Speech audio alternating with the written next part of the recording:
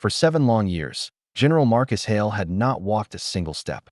The decorated war hero who once commanded battalions across unforgiving battlefields now sat in silence, bound to his wheelchair. His soldiers had moved on, his medals gathered dust, but the shadow of his immobility clung to him like a curse. Doctors had declared the damage permanent. Even the general himself had begun to believe them. And then came the day when a young soldier, one no one expected, stood before him and did the impossible. Before I tell you what happened next, tell me in the comments where you're watching from.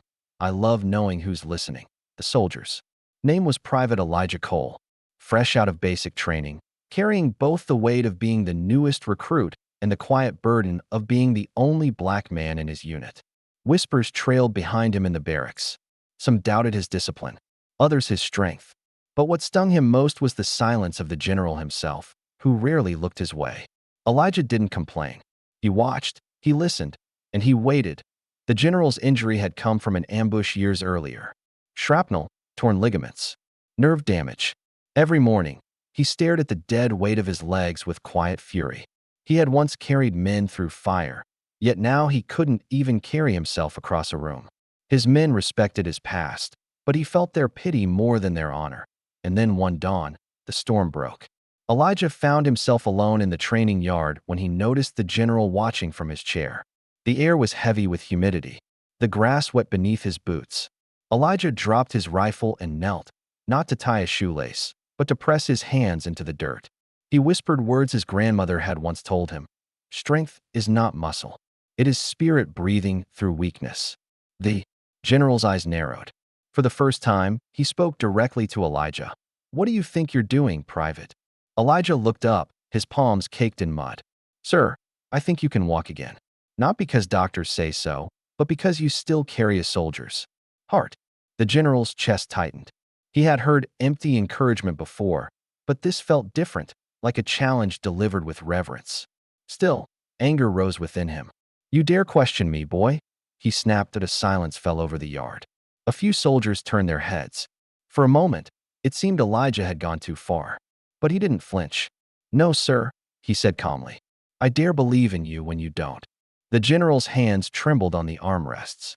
The weight of pride pressed hard against him. Was it disrespect?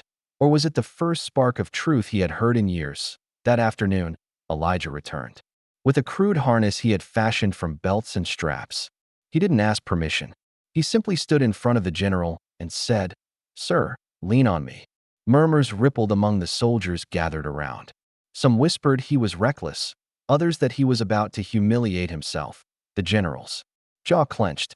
His pride screamed to dismiss the boy, to retreat back into the safe prison of his chair. But something inside him shifted.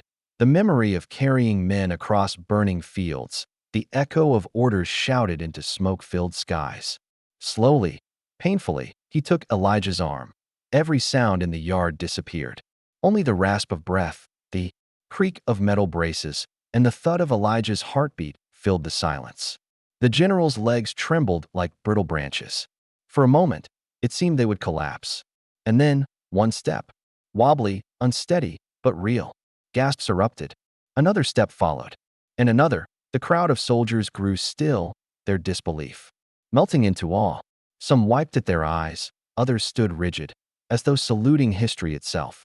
When the general finally released his grip, he had crossed 10 full steps.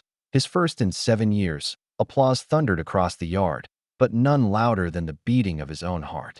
He turned to Elijah, eyes burning, and for the first time in years, he smiled.